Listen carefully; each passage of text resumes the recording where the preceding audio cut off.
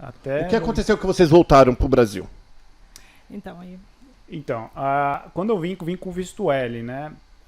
O visto L permite você ficar dentro da empresa renovando há 7 anos. E nós aplicamos E algumas ele não vezes. vira green card, o visto L. Você tem que aplicar para o green Tem que card. pedir. É, Depois de quanto tempo? 5 anos? Não, você pode pedir. Depois do segundo, ou renovação, você já pode pedir. A gente acabou tendo, nesse período, a gente aplicou, tivemos 3 green cards negados, né? E por que negava? Não, porque a empresa tinha que estar mais estruturada. E, obviamente, a empresa... tinha saúde financeira para bancar. E a empresa precisava de recursos do Brasil, investir em infraestrutura, etc. E não era uma questão que a empresa achava interessante para fazer. Porque a empresa não podia pedir. A empresa, como eu vim transferir de uma empresa do Brasil para a empresa que é americana. Transferência executiva. Uhum. Então, mas praticamente só eu vim para cá. Então a empresa também não quis investir numa estrutura muito grande aqui, porque era um custo... Contratar mais pessoas. Contratar mais pessoas, investir em outras coisas, enfim. Então acabou não dando certo. Aí em 2013, então 2006, primeiro visto, 2013. Aí não tinha como mais fazer renovação. Aí a IBM, nesse tempo, falou assim, não vamos depender mais do Edgar no visto L, vamos ficar, a IBM foi sponsor do visto H. H1B. H1B. Que legal. Então foi sponsor, daí depois eu fui pro H2B. Aí ela falou pra você, sorte tua que eu casei com você. Você entendeu? E nesse inteirinho, daí, chegou no final do ano, ela tinha que ir pro Brasil para estampar o passaporte para poder ficar indo e vindo. Porque senão era só mudança de status, não Isso. estava no passaporte, não tava no passaporte, era um pedaço de papel. Tá. Aí ela foi, era aniversário do Samuel de 2 de janeiro, daí ela falou, não, vem pra cá também, vamos passar o aniversário do Samuel. Eu fui no consulado, foi aprovado tranquilo, eles não fizeram as perguntas clássicas do emprego, de tudo, deram o visto pra mim, eu voltei pra casa, falei pra ele, foi tudo tranquilo, se você quiser vir renovar o seu, porque até ele já tava com o H4. Acho que é H4. É o H4. É esposo do H1. Pode vir que não tem problema nenhum. E aí era o aniversário também do Samuel, dia 2 de janeiro. Então tá, eu fui pra lá com a intenção só de estampar o passaporte e voltar. Quando fui pra lá... Isso foi que ano? Final de 2000... Foi a primeira semana, de 2013 pra 2014. Então eu fui dia 31, cheguei dia 1º de janeiro lá. Aí eu fui lá no consulado e eles colocaram... Já com a carta de aprovada, tudo, me colocaram em processo administrativo. E o que significa isso?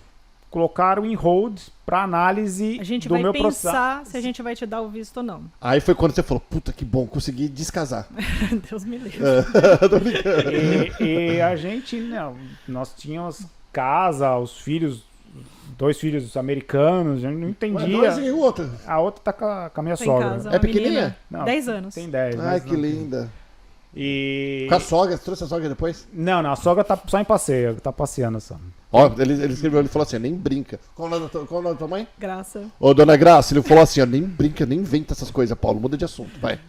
Pior que é. Pior que é. A dona Graça sabe, dona Graça. É sogra assim mesmo, fia. E aí, a gente ficou meio desesperado, daí pensamos, a gente entrou na comunidade. Não, até aí você pensa assim, o consulado reteu o passaporte dele e falou assim, a gente vai pensar se vai te dar o visto ou não. E aonde ele fica no Brasil? Enquanto isso ele fica no Brasil. No Brasil. Ficou no Brasil. E ele tinha emprego aqui, eu tinha emprego aqui. E você tava lá também no Brasil? Eu tava lá de férias. Tava todo mundo? Todo mundo. Aí a gente pensou assim, beleza, vai 2, 3 semanas. Passou 2, passou 3 semanas. Eu voltei pra cá com eles pequenininho. E a gente mandando e-mail pro consulado, o consulado nem aí, o consulado responde quando quer, eles têm autoridade. Passou 1 mês, passou 2 meses. Eu voltei pro Brasil, pedi licença. Não, porque você veio por causa do trabalho, você veio sozinha. A empresa sempre me deixou trabalhar de casa, já começa aí. Online. Sempre eu trabalhei online. Então eu conversei com eles me liberaram para trabalhar do Brasil. Mas eu ficava naquele indo e vindo, porque a gente tinha uma casa aqui, a gente tinha cachorro aqui. Sim, tinha as coisas aqui. Tinha uma vida aqui. E foi passando 2, 3, 4 meses, eu sem resposta do consulado. Quando foi setembro, mais ou menos 9 meses depois, eu procurei um congressman. Ah, você tá lá no Brasil 9 meses. É. A gente não tinha nem onde morar no Brasil. A gente foi de férias. Aí foi na casa da Dona Graça. Fica aí Aí, morando na dona, casa- agora, depois de véia, você tem que aguentar isso. Fazendo desaforo que não quer a senhora Um aqui. filho. Mas a hora que apertou, foi na sua casa, Dona Graça. A gente sabe como que é esses genros, viu? Ah. Aí eu procurei um congressman. Ele... super disposto a me ajudar. Foi atrás. E foi ideia de quem? Foi lá na IBM que falaram, vai procurar um congressman. Não, eu no Google. Não, existia uma... Porque é maravilhoso isso. Uhum. Ela sempre procurava, quando a gente entrou nas comunidades de Facebook, tem lá, existe até uma comunidade lá que é Dessas pessoas que ficam em processo administrativo. Olha só, então não aconteceu com vocês. Não, é comum. É comum. Comum. E ela entrou no congressman, daí o congressman chegou uma resposta pra ela e falou assim, ó, seu caso só com o... General Attorney. Com o advogado-geral da União pra te dar o parecer. Porque é o presidente, esse General Attorney, ele tava falando, e os consulados, ele fica bem baixo, ele falando, eu não É o tenho... presidente, vice-presidente, diretor. É isso mesmo, o terceiro na linha. Uhum. Então, e a única pessoa que pode... E quem era na época? Ah, não lembro Não quem lembro. era. Não lembro o nome? Não, deve estar nos meus e-mails lá atrás. Aí chegou no final do ano, passou, a gente falou... Não, já- aí quando ele falou isso, a gente perdeu a esperança. A gente falou, chega, acabou os Estados Unidos, vamos... No Brasil a gente não queria ficar, vamos procurar outro lugar para ir embora. E a gente pensou no Canadá. Porque a gente tinha os filhos americanos, também não queria dar pra eles a língua, a cultura, etc. Então aí em fevereiro de 2015... Desculpa. Aí eu fui pro Canadá. Daí para pegar o visto lá, o Canadá tem umas praticidades lá. Por exemplo, se você tá estudante, um visto estudante, o acompanhante pode trabalhar, pode ter licença, e o estudante pode trabalhar 20 horas, etc. Contando assim, parece que foi uma fase rápida e tudo, mas é complicado quando você tem uma estrutura na sua vida e de repente você vai passar umas férias, mesma coisa que você for passar férias na Europa e tem a pandemia, fecha tudo, você não pode voltar pro seu país. Imagina que horror. Entendeu? Você perde emprego, você perde tudo que você tem. Você tem que recomeçar de novo. E quando foi janeiro, eu voltei para os Estados Unidos, janeiro de 2015, eu voltei para os Estados Unidos, eu e as crianças, ele foi para o Canadá, começar a montar a casa para eu ir com as crianças para lá, e eu falei, eu vou pôr minha casa à venda, começar a vender os móveis e pedir... Isso tava em Miami ainda. Eu estava em Miami. E pedi para a IBM me transferir para o Canadá, ver se tinha essa possibilidade de transferência. Na questão do Canadá é assim, porque ou você tinha que pegar, fazer aquele TOEFL ou IELTS. que é o certificado para saber qual que você, o seu nível de inglês que você tem, né? Ou você fazia um curso dentro de umas escolas de inglês que vai te dar proficiência para saber para você fazer o curso. Então eu fiz esse curso num período fui em fevereiro. Então, 3, 4 meses, né? Daí eu já estava aprovado pro curso, já tinha aplicado para a faculdade. De repente, no final de junho, o consulado entra em contato com meus pais, fala assim, resolvemos aprovar o seu processo administrativo. Dia que foi em junho, de manhã eu recebo uma oferta. Naquela época não estava assim tão fácil vender a casa. Eu recebi uma oferta na casa. Eu falei, beleza, né? Eu tenho 2 dias para pensar. Tinha um prazo para pensar. Quando foi meio-dia, a mãe dele liga, minha sogra, e fala, ligaram do consulado. Eu não sei o que é, mas pede pro Edgar ligar. Eu entrar em contato com ele, que ele estava na escola, para ele ver o que aconteceu. Aí ele ligou no consulado, eles falaram, seu visto foi aprovado. Acho que na época eles mandavam um e-mail falando que foi aprovado, por favor, entregue o passaporte lá, leve o passaporte. Então eu tive que mandar via FedEx o passaporte pro meu pai, daí meu pai levou no consulado, aí depois meu pai pegou do consulado quando ficou pronto e mandou pro Canadá para poder voltar. Então foi assim, foi 1 ano e meio, Uau. todo esse processo foi 1 ano e meio, a gente nunca soube o que realmente aconteceu, por que reteram o passaporte dele. Porque entrou em processo administrativo, nunca entraram em muitos detalhes, entendeu? Mas foi uma época muito difícil, né? Que eu prometi pra mim mesmo, que eu falei assim, eu nunca mais piso nesse consulado americano na minha vida. Você já fez sua cidadania ou ainda não? Já fiz ano Graças a passado. Deus, né? E aí, Nunca mais vai pisar então, não sei se for com alguém. Só se eu perder o passaporte lá. Né? Lá no Brasil ainda. E daí a a questão mais engraçada é que depois de todo esse perrengue, a gente voltou, acabou não vendendo a casa, ficamos lá na casa mesmo, né?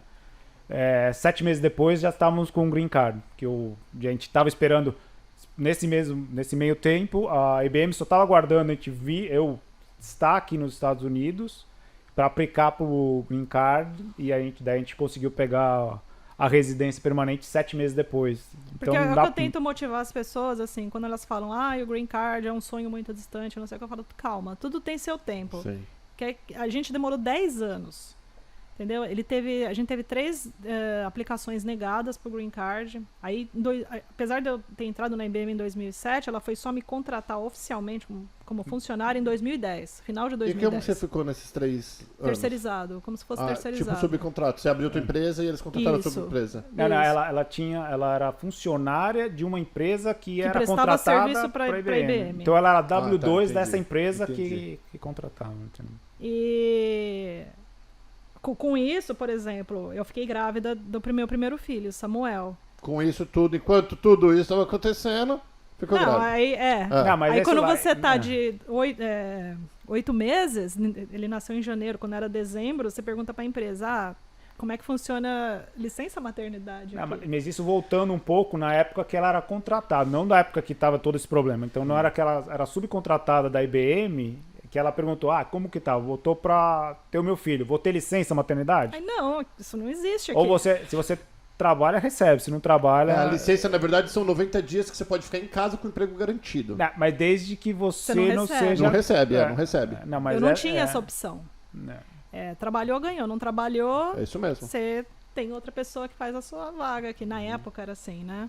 Uhum. E meu chefe pegou e falou assim pra mim, se eu fosse você, guarda 2 semanas aí que você puder, que era o tempo que eu tinha, pra o dia que você for no hospital, seu marido me liga e eu te considero essas suas férias. O guarda aí. 2 semanas que ela tá falando é o PTO, que é o Pay Time Off. Isso. Que é a férias, 2 semanas de férias que ela tinha. E era complicado, porque eu tinha um grupo de mães do Brasil, e você vendo as mães tendo a licença maternidade do Brasil, podendo curtir o bebê, e eu, 2 semanas depois de ter tido o Samuel, tava de volta. Agora a no emprego. pergunta que todo mundo quer saber. Por que o empresário é obrigado a pagar pela sua escolha de ter filha? Não é? Essa é uma coisa linda aqui nos Estados Unidos para você ser patrão. Porque se o teu funcionário ficou doente por motivo pegou uma gripe, tá com febre, não trabalhou, não ganhou. Simples. Quis ter filho, não trabalhou, não ganhou. Mas o lado bom é que se você tem 21 anos recém-casado, eles vão te contratar. Porque sabe, você vai ter filho, tudo bem, e vai ficar um tempo fora. No máximo, geralmente a regra, a lei, são 90 dias que eles seguram, no máximo, o seu cargo.